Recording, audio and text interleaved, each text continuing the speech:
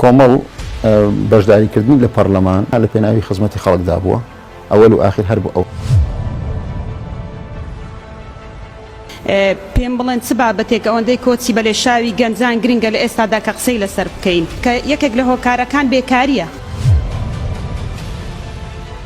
من چارەسەرم خستۆتە ڕوو 2 ساڵە کاری لەسەر دەکەم بە پێشنیار زێبڕیار پێشکەشی بەڕێستانم کردووە 6 مانگ دەبێت نێدراوە تا ئێستا حکوومەت وەڵامی نییە کە هەلی کار لە کۆمپانیا بیانی و خۆماڵیەکان ڕەخسێنین بۆ گەنجانی خۆماڵی دەرچوانی زانکۆ و پەیمانگاکان بە ڕێژە 175 هەلی کار بەڕەخسێنن بەڵام بەداخەوە دوای ئەوە کە هیچ وەڵامیان نییە من نەوەستاوم لە بەدوادا چون